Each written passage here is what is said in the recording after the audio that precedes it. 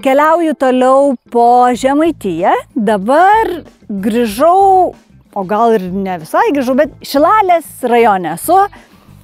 Prie pat yra beveik aukščiausia autostrados vieta ir šnekinu ūkininką Artūrą. Atvažiavom pasišnekėti, kaip sekasi čia Žemaitijai, kokios šių metų aktualijos. Kaip krituliai, kaip šalnos, ar pridarė, ar kentėjot, papasakokit.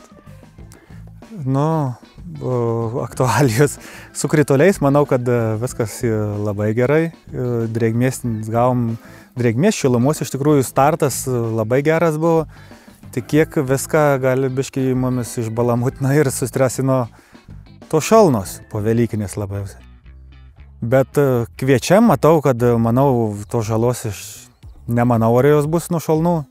Nežinau, gal kaip ten per tos grūdus, bet vizualiai žiūrint, tai... Vizualiai tai gerai, nes šitam lauke, kur stovim, tai iš viso čia yra Bright veislė, sakėt.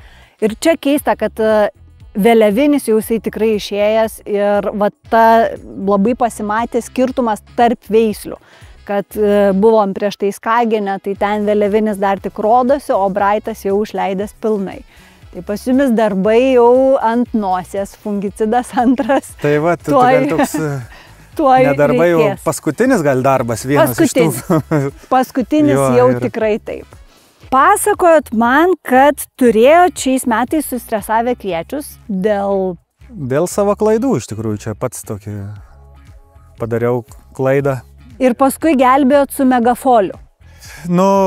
Toks ir bandėm, gelbėjom iš tikrųjų. Negelbėjom, gal eksperimentavom, žiūrėjom ir tas eksperimentas vaisius parodė iš tikrųjų, ne vaisius, bet rezultatą, kad... Tai papasakokit, Artūrai, matėsi kas, nes liko nesupruštas gabaliukas? Taip, pasidariau pats savo kontrolę ir žiūrėjau, ar veikia ar neveikia, tiesiog, nes kaip kitaip patikrinsi. Kiekvieno negali pasitikėti vis tiek. Plus, kad naujas produktas, tai žinoma, kad reikia bandytis. Ir skirtumas buvo? Matys akivaizdžiai spalvos skirtumas, kad ten, kur atjungiau ir įjungiau... Buvo iš karto. Taip, kur kontrolė padaryta ten. Tai įsitikinot tuo veiksmingumu. Kad šitoj vietoje jis suveikė. Taip. Supratau. O dar kažkur naudojot megafolį? Rapsus prapurškęs po šalnų buvau visus. Supratau. Bet ant tų rapsų aš taip akivaizdžiai nežinau. Jau gal čia reikėtų rimčiau kažką žiūrėti.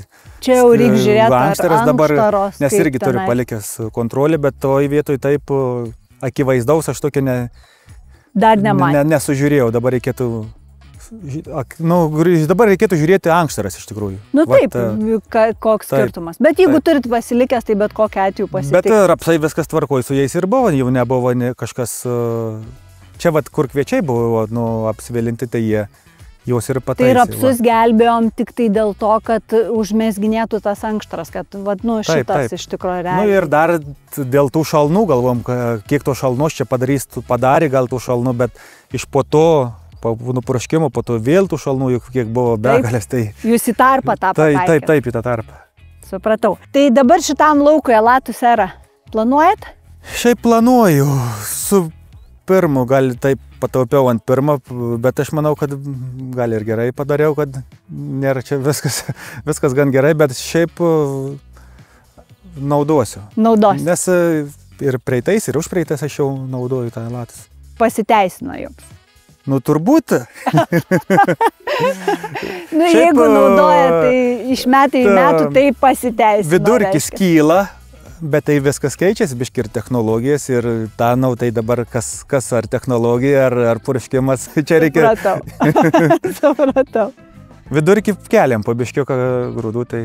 Baigiant tą Elatus Era gaida, primenu visiems, jeigu pirksite daugiau negu 50 litrų, kelkite sąskaitą Segri klubą, gaukite 3x daugiau taškų ir dar tikėkitės gauti dovanų Grūdo kelio renginio metu. Lauksim jūsų mūsų stende.